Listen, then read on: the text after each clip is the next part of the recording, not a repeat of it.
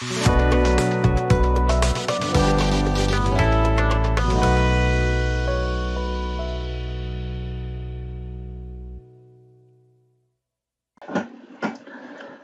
আসসালামু আলাইকুম প্রিয় শিক্ষার্থীরা। আজকে আমাদের এক্সেল মাইক্রোসফট এক্সেল প্রোগ্রাম শেখার কথা।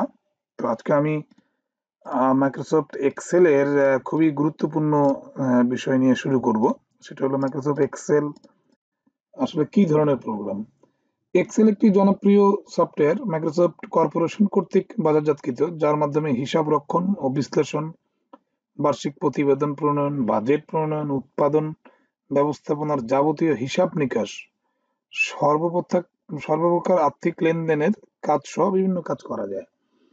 সহজে বলি যে মাইক্রোসফট এক্সেল একটি হিসাব ভিত্তিক প্রোগ্রাম, হ্যাঁ, যার মাধ্যমে আমরা সর্বপ্রকার হিসাব ভিত্তিক কাজগুলো করতে পারি। তো এই আহ, এই মাইক্রোসফট এক্সেল যদি আমরা ওপেন করতে চাই, সেক্ষেত্রে আমাদের স্টার্টে ক্লিক করে, মাউস দিয়ে ক্লিক করে জাস্ট আমরা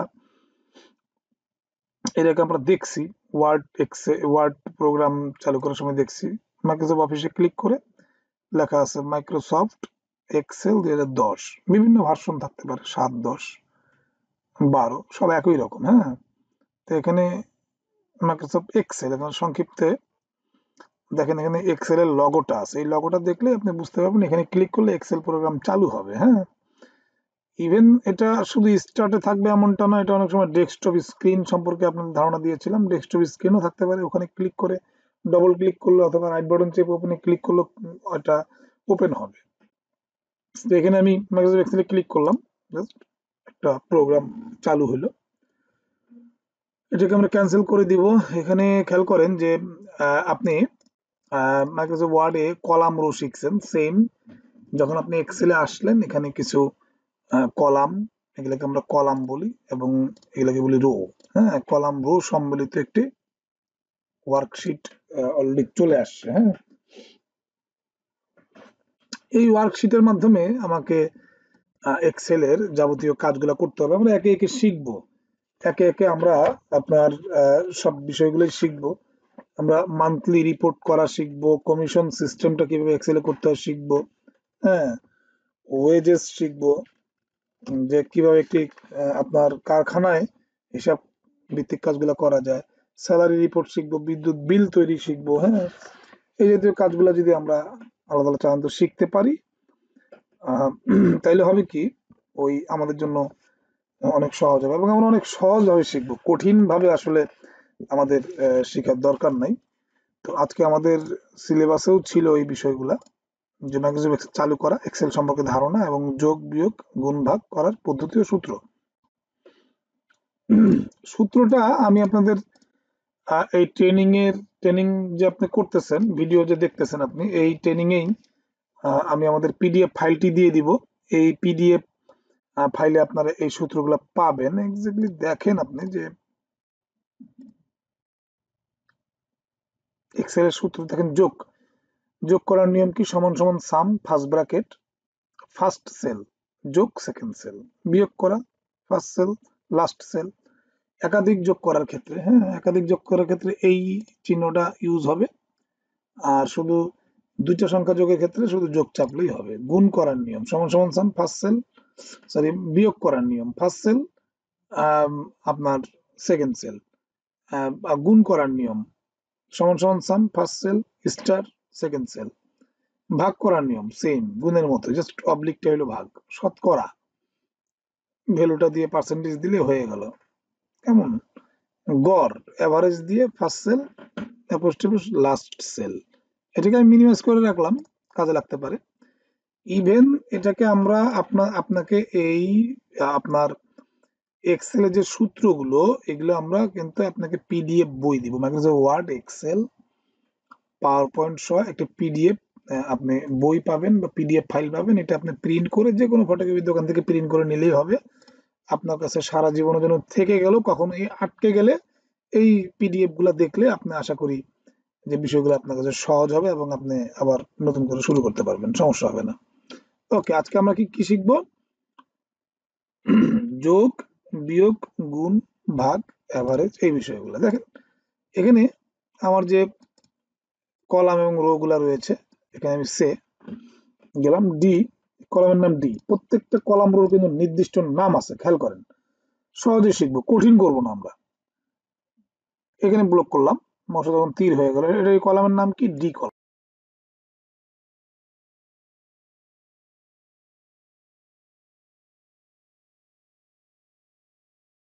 নাম ওয়ান, এই রোর নাম ওয়ান। এই কলামের নাম কি? এইচ। এই কলামের নাম এল।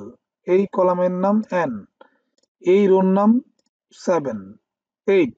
এই রোর নাম 1। এই কলাম এবং রো যদি আপনি বুঝতে পারেন তাহলে আপনার জন্য কাজগুলো অনেক সহজ হবে। কেমন? একটু ভিডিওটা দীর্ঘ হচ্ছে তো, তারপরে ধৈর্য সহকারে করলে আমি আশা করি। দেখেন, এখানে যদি বড় ছোট করতে চাই, এখানে যাওয়ার পর মাউসটা যখন কালোর তীর চিহ্ন হলো চতুর্দিকে, তখন ধরে জাস্ট ক্লিক করে ধরে টান দেবো। হ্যাঁ, দেখেন এখানে আমি বি কলামে কার্সার রাখলাম। বি কলামের 3 নাম্বার রোতে আমি কার্সার রাখলাম। যোগ করব 500, ইন্টার দিলাম। যোগ 380, সে যোগ করব।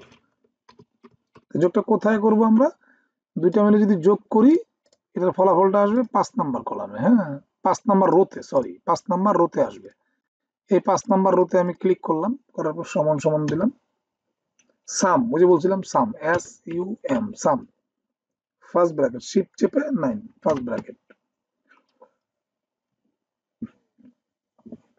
দেখেন এখন এই 500 টাকা বি কলামের 3 নাম্বার রোতে আছে, এই জন্য B3 যোগ করব। যোগ, বিয়োগ করলে মাইনাস, বিয়োগ করলে বিয়োগ চিহ্ন। হ্যাঁ, যোগ যেহেতু করবো আমরা, যোগ। তারপরে 380 কততে আছে? 4 এ। এই যে 4, কত 4? বি কলামেরই 4 নম্বরে আছে, ব্র্যাকেট ক্লোজ। যখনই আমরা ইন্টার দিব, দেখেন 880 আলটিমেট কি হলো বলতেছে, যোগটা হয়ে গেল। যদি আমরা যদি মাইনাস করি, সে ধরেন এখানে গেলাম, সহজে বুঝবেন। 700 টাকা থেকে আমি 111 টাকা মাইনাস করব। সেম, সমান সমান সাম, ফার্স্ট ব্র্যাকেট, ই কত নাম্বার? আমি যদি এখানে ক্লিক করেও দেই,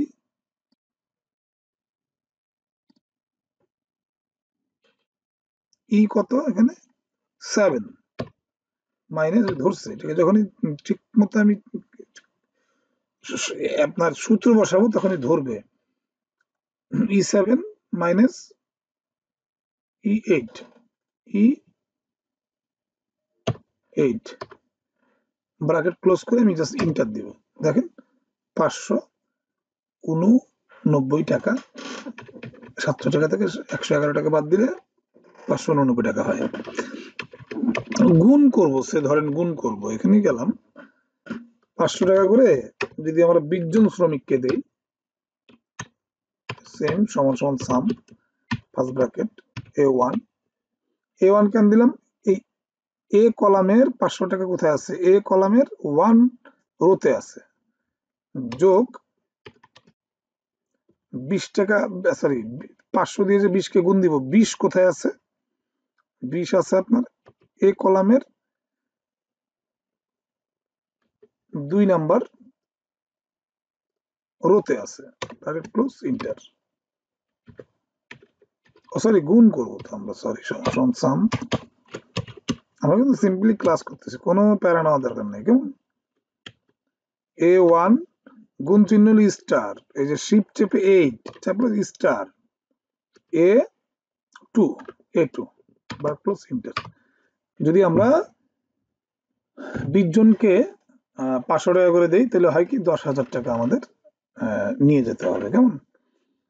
ভাগ যদি করি, সে ধরেন যে আমরা 5 জন বন্ধু মিলে 600 টাকা আমরা রাস্তায় পাইছি। এই 600 টাকা আমরা ভাগ করব, ধরি যে 5 জন বন্ধু মিলে, তাহলে কয় টাকা হয়? দেখেন সমান সমান সাম, ফার্স্ট ব্র্যাকেট, 600 টাকা কত ঘরে আছে?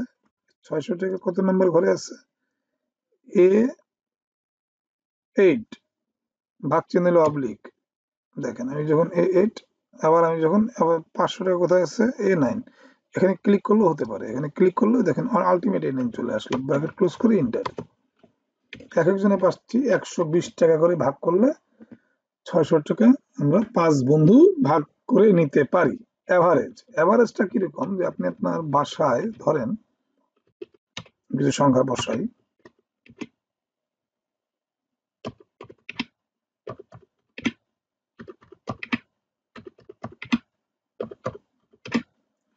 এভারেজটা আপনার আপনার বাসায় মনে করেন যে আপনি একটি বাড়ির নির্মাণ কাজ করছেন।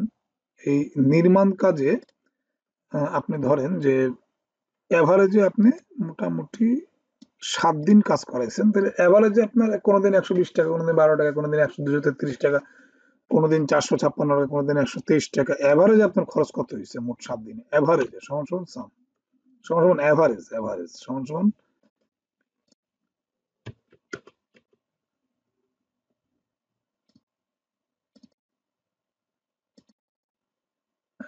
সমান এভারেজ ফার্স্ট ব্র্যাকেট, এই যে আমার 120 টাকা আয়ের ঘরে আছে, আই কত, আই ওয়ান কলামে আছে, আই ওয়ান, দুইটা অ্যাপোস্ট্রোফ চিহ্ন আমি দিলাম, দেওয়ার পর শেষেরটা কত নম্বর ঘরে আছে, 7, i7 চলে আসে, ওখানে ক্লিক করলেও হয়, শুধু লেখার সময় সংখ্যা ক্লিক করে দিলেও হবে, i7 ইন্টার দিলাম। এভারেজে আপনার খরচ 217 টাকা 57 পয়সা, পয়েন্টের পর দুইটা সংখ্যা ধরবো আমরা, কেমন গেল। এখন আমরা আমাদের আরেকটা জিনিস বাকি থাকলো, এভারেজে গেল শতকরা কিরকম, যে পার্সেন্টেজ বের করা। হ্যাঁ, ধরেন যে 900 টাকার 20% কত হবে, হ্যাঁ 900 টাকার 20%, এটা কত নম্বর কলামে আছে, কলামগুলো সব ঠিক থাকবে। আপনার সমান সমান সাম ফার্স্ট ব্র্যাকেট ক্লোজ। হ্যাঁ, 900 টাকার 20% বার করতে গেলে আমার তো সংখ্যা দেওয়ার দরকার নেই, 900 টাকার আমি 20% বের করবো, সমান সমান sum first bracket D number কলামে আছে 900 এবং 3 নাম্বার ওতে আছে D3 গুণন কয় পার্সেন্ট, 20%, 20 শিফট চেপে 3 5 চেপে কিন্তু পার্সেন্ট ব্র্যাকেট ক্লোজ ইন্টার সমান সমান সাম D3 কেন দিলাম, টাকার অঙ্কটা যেখানে আছে 900 টাকা গুণন যত পার্সেন্ট, 20%, 10% যা হয় আপনি আপনার এখানে এই পার্সেন্টেজটা বসাই দিবেন, যা বসাবেন তাই আসবে, ইন্টার কত, 900 টাকার 20% 180 টাকা। আপনি দেখবেন লাইব্রেরিতে গেলে এভাবে আপনাকে ওই দেখা গেল 900 টাকার একটা বই কিনছেন, বইটাতে আপনাকে 20% ছাড় দিলে, এভাবে আপনার লাইব্রেরিতে কম্পিউটার থাকলে ধারাম করে আপনি বের করে আপনি এভাবে 180 টাকা তাকে ছাড় দিয়ে দিলেন, সে 180 টাকা ছাড় পাচ্ছে, এখান থেকে আবার মাইনাস করেন 900 টাকা থেকে, সমান সমান sum first bracket D3 minus D4 double close enter, হয়ে গেল। 720 টাকা হচ্ছে বইটার দাম। হ্যাঁ, এইভাবে আপনি বের করতে পারেন।